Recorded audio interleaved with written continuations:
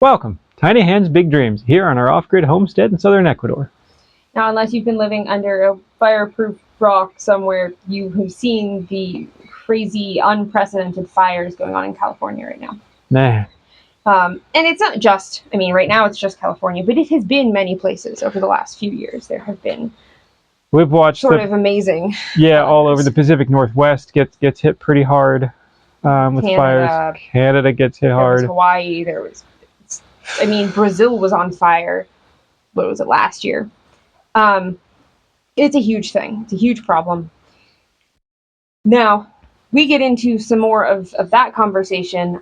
We have Substack that we sort of get into more newsy things that are perhaps a less... we can talk a little more freely on the Substack. Check it out. We'll put a link below. It's all free content there. Yeah. It's just a more open speech. Yeah. Yeah. That's not what this video is. This video is, we're going to talk about the architecture, the building, the construction of homes that have all burnt down. It's terribly sad. Nobody wants to lose their home. Nobody. And you shouldn't have to. But there's this conventional style of home building that is a lot of people in the world will call it uniquely American. It exists in other parts of the world, but it is very common in America and I would say probably Canada as well. Yeah.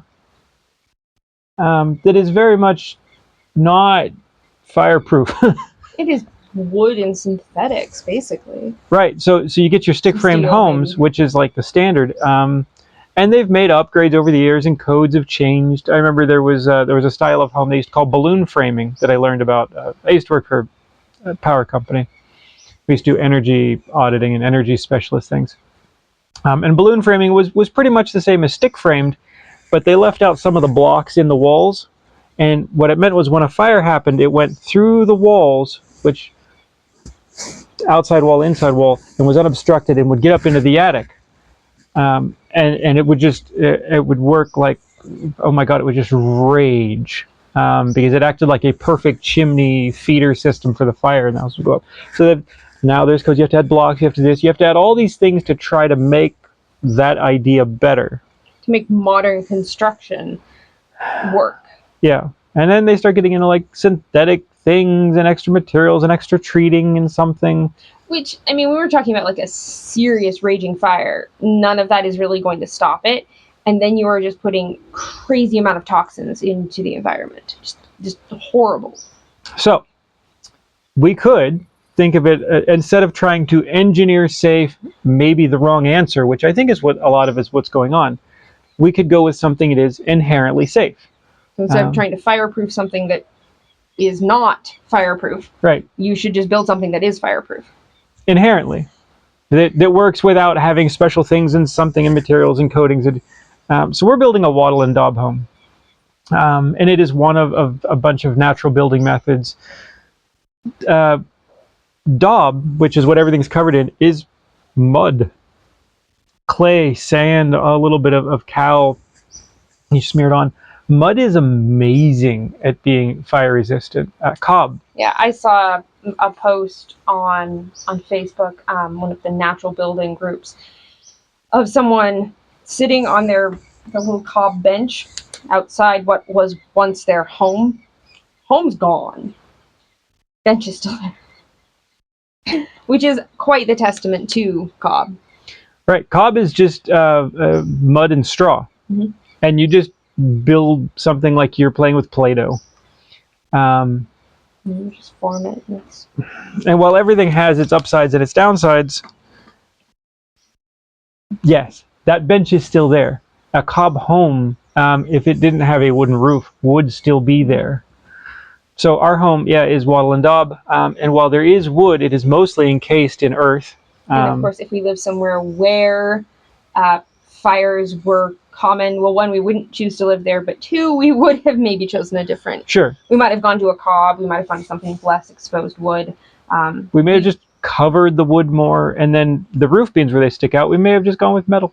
We're putting a metal roof on it, which is... Yeah.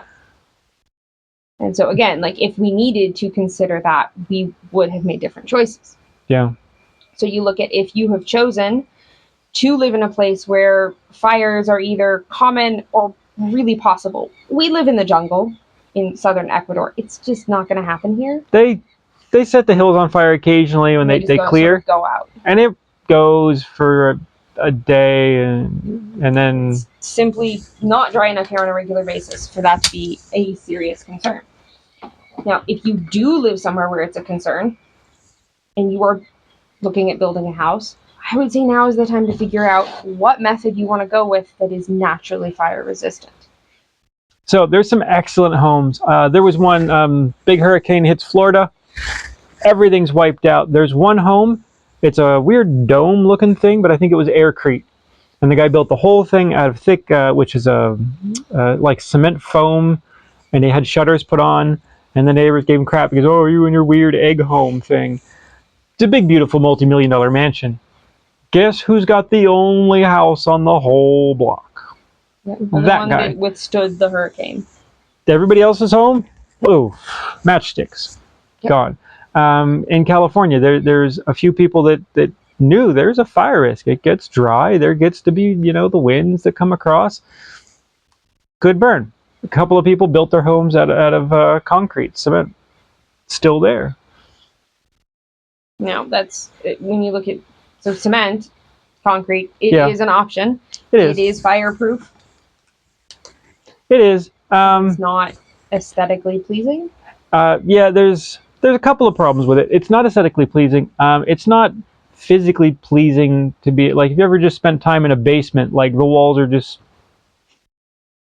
strangely cold and loud, reflective, and I don't know. Cement rooms have a kind of a jail feel, parking garage Yeah, a feel, little bit. something like that. But is it still there? Yes.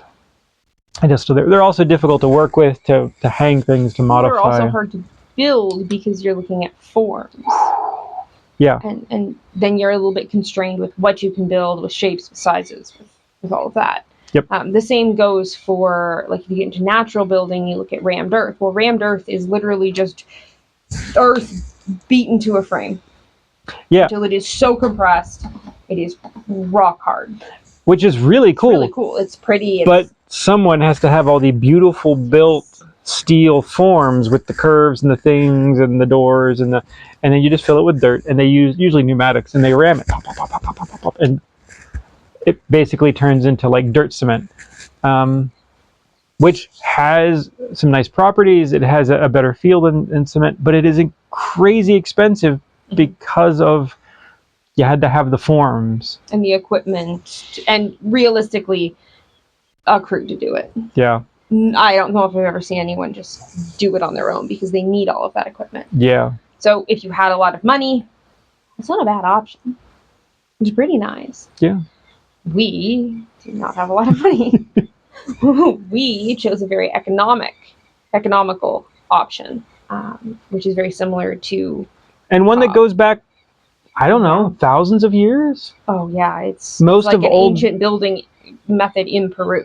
Yeah. Peru, old Europe, wattle and daub, super common. They get variants of it in the American Southwest, adobe, but adobe is mud bricks. But that starts to cross with, well, you put up some posts and some beams, and then you cover some of it, and you put blocks in between, and it starts to, like, they start to blend together a little bit. Oh gosh, the deserts of Iraq and of Egypt, there's some very old structures. Because if you think about there, historically, there's not a lot of trees to cut down. Yep. Nope. So you look at, they used what was available to them. And they're still there. A lot of the structures are still there. Wood, vinyl siding, things. The use of synthetics in general, I just like... Yes, it's economical, and it does certain things. Start looking at the health risks of that. You could look at it if you're talking about fire. If it does catch on fire, ugh. So if you get a new something, it's not really important what it is. If you get new carpet, a new car, a new home, a new whatever, there's chemicals in there that are outgassing because there's a certain amount of plastics. And the chemicals that outgas off the plastics are doing you damage, potentially cancerous, and shortening your life. There's actually estimates for if you get new carpet in the house, it takes this much off your life. If you get a new car, it takes this much off your life. And it's, again, the glues and the carpets and everything else outgassing into that small space, and you're breathing in the fumes. Literally shortening your own life. Mm-hmm. Having owned several new cars, after some years, you're like, smell's kind of finally gone. It's so long. That new car smell people like, yeah, it's poison. All right, so what methods, we start looking at different natural methods. We focus on the natural building methods. We think they're better overall. If you can legally build said structure. We are aware that in much of the world, almost all of the United States, you can't. You can't do what you want in a lot of ways. You can't just, I want to build this kind of, nope. No, it is. You're unfortunate. You have to hire other people. You have to go and buy certain materials. You have to this and that. And you get permitting. There is the ability to build with natural methods in some states, but you then still have to get permits, which then of course you're stuck in small sizes. And if you see a lot of the cob houses, I don't really think I'd call them a house because they have to be under a certain square footage. So they're not really a house, so people can't really use it to build a true, full family house. Not that the materials couldn't do it, and there are some. Yeah. My friend Dan, his brother, who's now considered like one of the foremost experts in cob in the world, taught it for a while, has a gorgeous multi-story house in Colorado. Loves it. Super energy efficient, super comfy, beautiful. It is possible. But if you legally can't, you are stuck with cement. And this starts to get into everything has gotten so super permitted and controlled, and you start to wonder, do we need to rein in the overreach of the bureaucratic everything to be able to let people start to choose these answers again? Do you need to vote them out? Do you just need to protest, or do you need to maybe move because it's an impossible feat to escape the bureaucracy of, you just want to build a good home for your family, you want it to be natural, you want things these are legitimate wants in life. Yeah. We had them. Hi, we're in Ecuador. As far as natural methods. Sure. We sort of talked through this the other night when we were just sort of talking about the whole thing. So cob seemed to be rather fire resistant. Did well. Sure. Mud and straw. The straw holds up the mud. Not enough for the straw is. The outer surface is, of course, mud covered, and even if some of the straw did get exposed, it's such a small amount. It's kind of self-limiting. Yeah. So a cob structure does really well. It's probably there forever. Now the wattle and daub would do well if there was not exposed wood. So you could totally do it in a not exposed way. Yeah. We aren't worrying about that again. But if we were concerned, we could have done the roof differently so there wouldn't be exposed. Yeah, most of our wood beams will end up being covered, but not all. Pretty much just the roof. That's just our choice. Yeah. So that would be a good choice. And we talked about strawbale. I don't think it's as good. Strawbale is basically you build your wall structure out of bales of straw, and then you cover it all in mud. Yep. Now it's crazy good for insulation. It walls end up being gigantic. It has some long-term issues. It does. They have settling, they have cracking, and once your shell... You ever have an ice cream and you dip it in the chocolate coating as a shell? Magic shell. Magic shell. Magic shell. Magic shell. And it's great until you crack the chocolate, and then the rest of the chocolate starts to fall off, and then the ice cream leaks out. It's just a mess. Okay. Once you crack the shell on that, and you don't immediately repair it, moisture gets in. You have mold. Oh, mold. Or a mouse. A mouse can tunnel in and under if there's like some little mist, something. You get bugs. And then there was even some other ones of like the wires that go around the straw bale. It turns out those are just baling wire. They're just plain steel. But if they eventually rust and shatter, your straw bale is now just a pile of loose straw on a wall. Oy, which is a huge undertaking to try and repair. Yeah. And in fire, our supposition, we don't have any proof, but our supposition it's is a pretty big word there. We're using big words. Make me feel small. is that if your outer coating of mud, plaster, gets superheated by a fire, it will probably crack. Thermal shock. Now, if it cracks, well, one, even if the fire doesn't get to it, you're exposed to everything that might happen. But I'm going to guess that then, if your straw was dry enough and has remained dry enough, that fire gets in and your entire house goes up from the inside out. Possibly slowly over weeks or months. It may smolder for. It may be a total loss. A disgusting loss. Yeah. I don't think straw bale is the best way to go in that sort of environment. I don't think it's a good way to go in most any environment. I don't love it. I've been in straw bale houses that are really nice, but again, that doesn't involve the maintenance. They're cozy, they're quiet, because just so much insulation everywhere. They're good while they're good. But I don't know about the maintenance in the long term on that. Yeah, it's also a huge amount of real estate for walls. Yeah. And then we get into, what else is there? There's earth bag and super adobe, which we're not a big fan of. I don't like it. It's an odd method. There's a cult-like following. People who are into it love it, but you're filling a plastic bag tube with... Well, there's earth bag, which is bags that you stack, and then there's super adobe, which is just like a giant... It's like if you took a bag, but you didn't cut it in bags. Yeah, it's a tube. Tube like a never-ending tube, and you fill that and you stack it. But one, you're building your house out of plastic bag. Two, they say you should put barbed wire in between the layers so that your bags don't like settle. And I'm like, the bags are going to decompose and things, and now I've got this plastic and I've got this weird.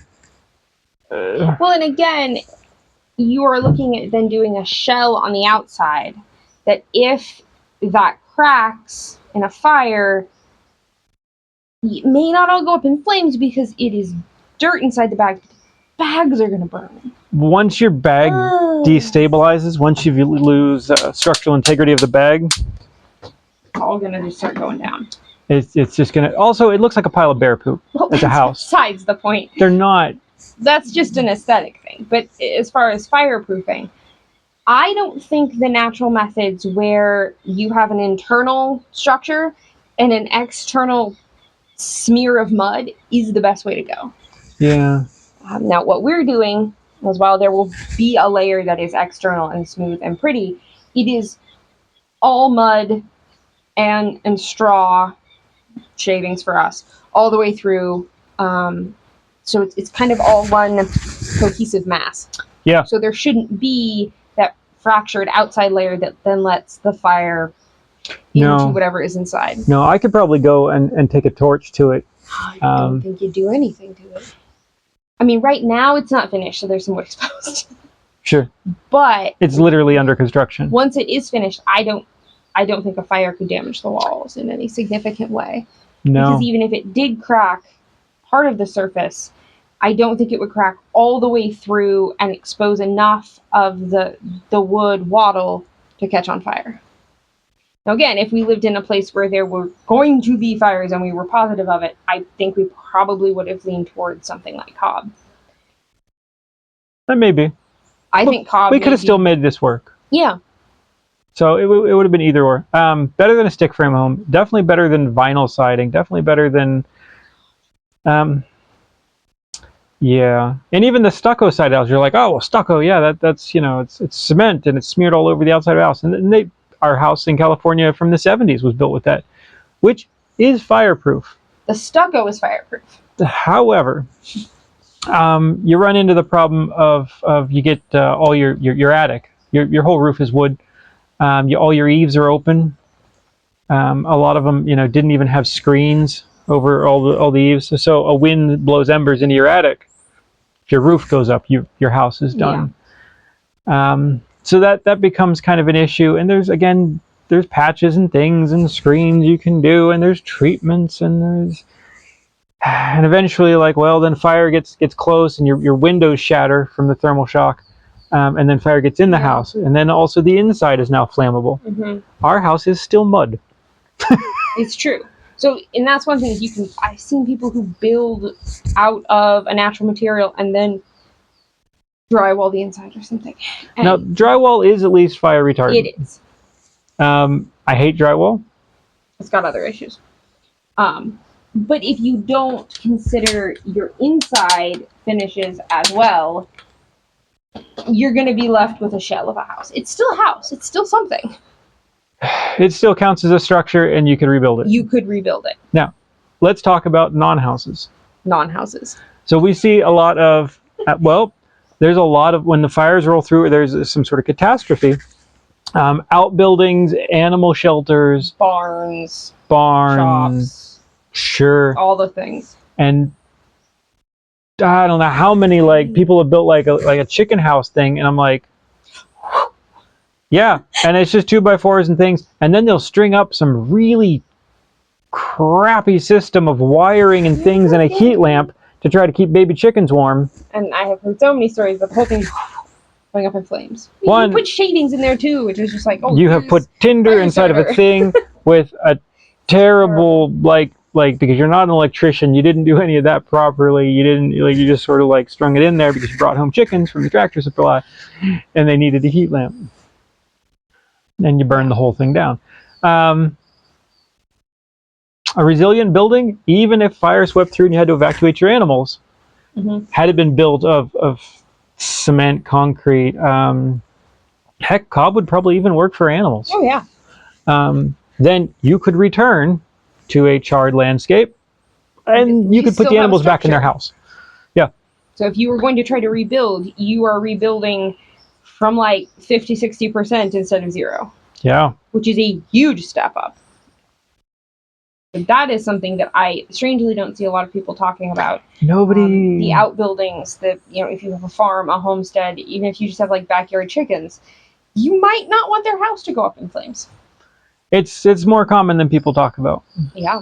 And so I think all of those things, all of the same ideas about a house would apply to all of that. You're probably better off, given that they're animals, to do something like a cement blocks or something.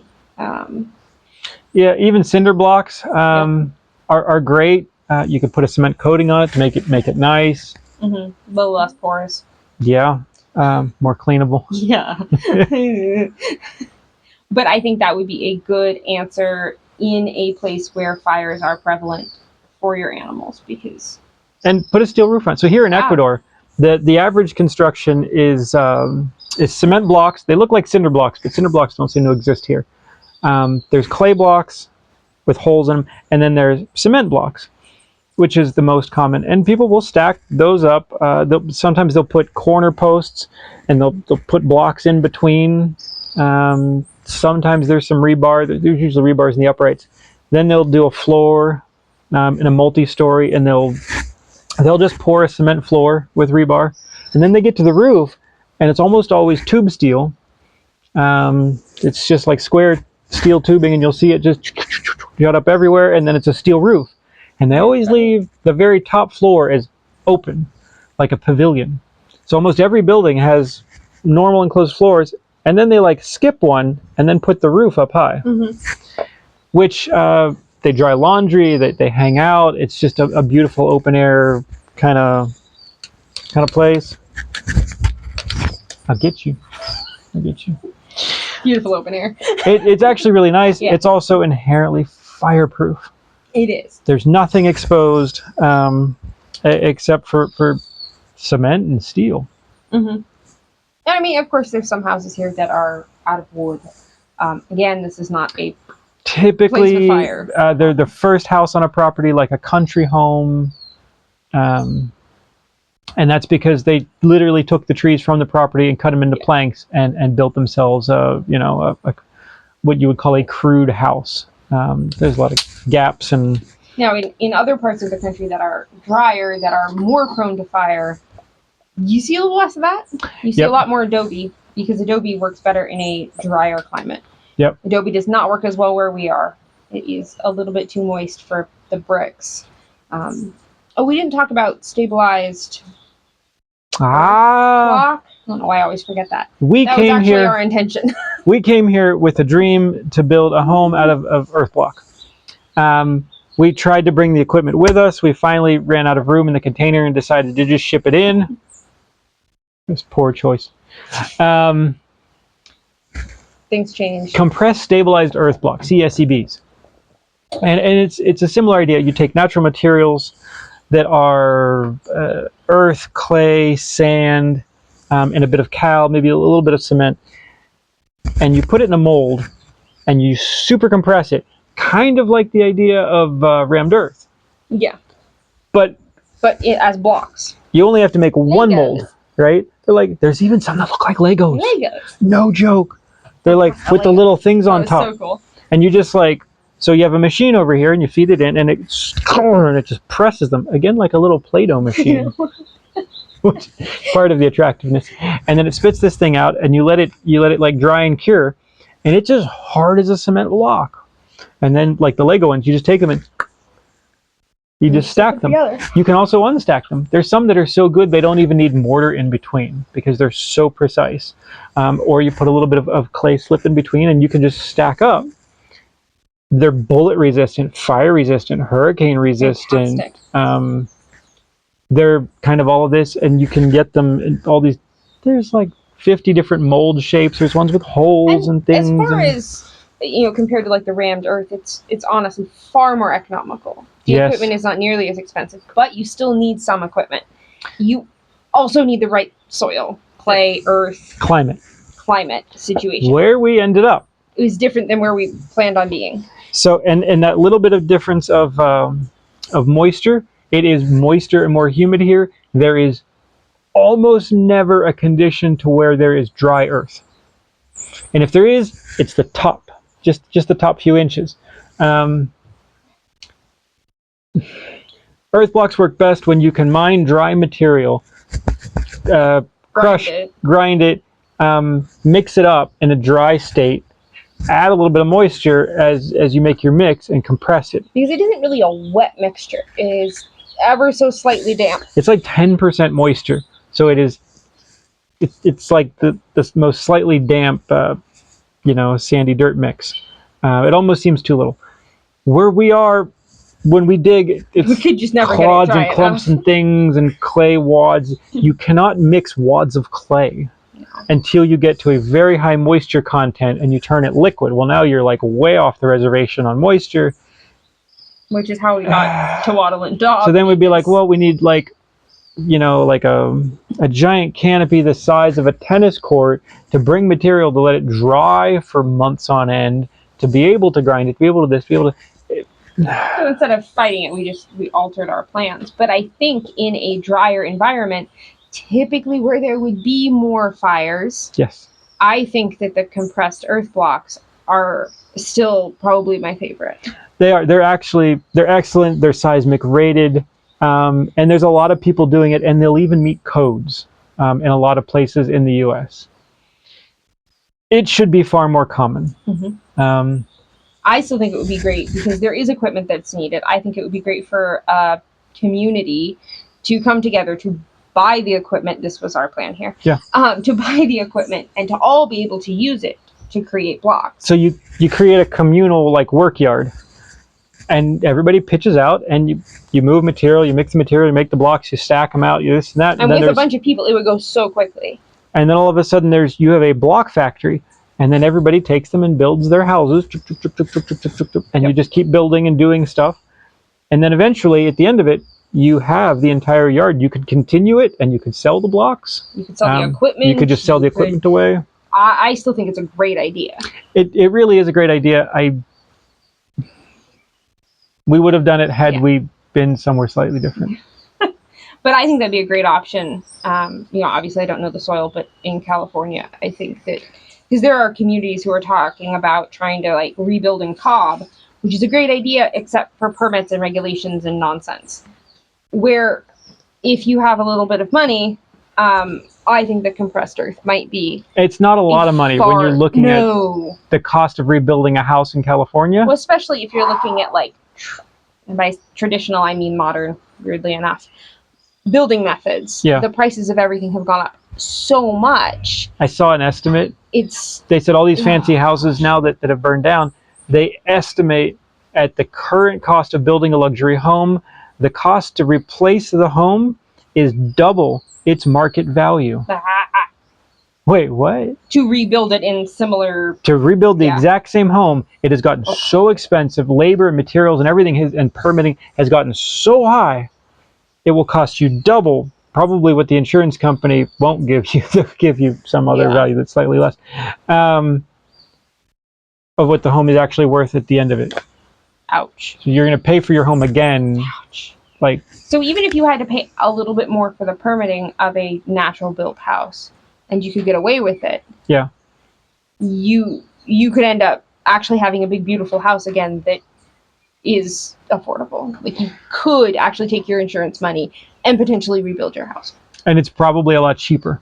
And it's not going to burn down again in 5 years. You're not going to be held to the whims of, we saw plywood go to $50 a sheet. And God help the poor people. God help the poor people that have a home made of OSB. And this is part of the stick framing. Is the first thing they do is they use fir, timber, and they frame the whole thing. And you're like, it's wood, okay. Like, it's natural, it's things, it's not fireproof in any way. Then they sheet it inside and out with OSB, or at least outside. Oriented strand board, particle boards. It's a manufactured board. Most of them are made with a formaldehyde, which gasses out, I think, 7 years. Blech. They're also going to insulate to California environmental standards, probably using a fiberglass, which, again, there's one brand that doesn't have it, but the other brand does have formaldehyde, which, again, outgasses for many years. Yep. Formaldehyde and other chemicals into your home, shortening your life. And it stinks. I bought some once because we had a project, and I went and I bought it, and I put it in the car, and I went to lunch, and I came back to van, I don't remember what it was. And I opened the door, and about just fell over in the parking lot from the fumes. In the Home Depot parking lot. Like, I just put it in, and I ate lunch, and I came back, and I took it right back. It turns out Lowe's, I think, had a brand that didn't have it, but how do you know that until you look it up? Yeah, and if you're having someone build your house, they don't care. They put in whatever they want. They put in whatever's cheapest. That is also true. So the earth blocks are actually, they check a lot of boxes. And because they're... people say it's a really nice environment. They breathe. Well, and because they're more testable. You can't really do tests on cob because everyone is going to do their cob mix slightly differently. Yeah. But because it's a relatively standardized block, yes, your material is a little bit different, but I know that when we were looking into it, we were reading sort of specifications on the blocks. Oh, which means I think you could probably get away with permitting that type of building easier than things like wattle and daub or cob or anything. There is absolutely engineering specs on the blocks. They can be tested. They can be water tested. They can be break tested. There's all the different tested. All the different tests they can go through, and they're like, okay, your mix is producing good blocks. Run with it, and that's it. Like, you now have a very known quantity. So that might be the best bet for a lot of people in the U.S. as far as permitting and all of that nonsense goes. Yeah, it's worth looking into. Yeah. We looked up, there's codes from all over the world. I pulled New Zealand, of all places, actually published some of the most extensive building codes relating to compressed earth blocks that I found in the world. And it's beautiful, and they fully embrace it as a very good home building material. And they just put out a best practices kind of manual of their building code. Yeah. So, fun. Mm-hmm. Basically, just build out of mud and everything's going to be okay. Yeah. Yeah. Earth is it's fire resistant. It just is. It's also, when you get into the compressed earth blocks or the cob or something, they talk about the energy embodiment. This is how much energy you've used to construct your home. So everything you do takes energy. If you try to make it out of bricks have a very high energy. You had to get the materials, you had to form the materials, and then you had to fire the bricks, which is huge. So every brick, you know, if you compared it to gasoline, it took this many gallons of gasoline to like make a brick or part of a gallon. Everything has its energy embodiment. Natural homes are way down here. Compressed earth blocks way down here. Cobs, like they're so close to, you know, the bottom end. It's not even funny. They're very different from everything else. Mm-hmm. It's neat. It's very neat. So you're just not wasting energy on a standing structure. Yeah. Yeah. All right. Our hearts go out to all the people that have lost their homes. My gosh. Just like when we saw the hurricane destroy North Carolina, which they're still trying to dig out from and get help and fight the government on. It's going to be a long uphill battle for a lot of people. It is a long uphill battle. We wish them all the best. Mm-hmm. So, all right. Subscribe if you haven't, please. We answer comments. Comment below. You can say hi to us. Say where you're from. I like that. I don't know why. I just like seeing where people are from. Otherwise, I just see your YouTube name and I'm like, who are you? That means nada to me. So we also have our Substack, like I mentioned, which is linked below, and our newsletter, which you like to talk about. The newsletter is just super cool. There's no whole, no attachments thing, something. It's just this cool newsletter about what's going on, some pictures and a recipe and a thing, and it's just a good time to sit and read, pass around to your friends, subscribe to the newsletter.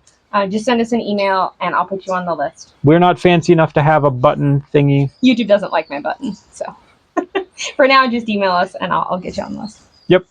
All right. Okay. Well, that's it. Thanks for watching. See you for the next one.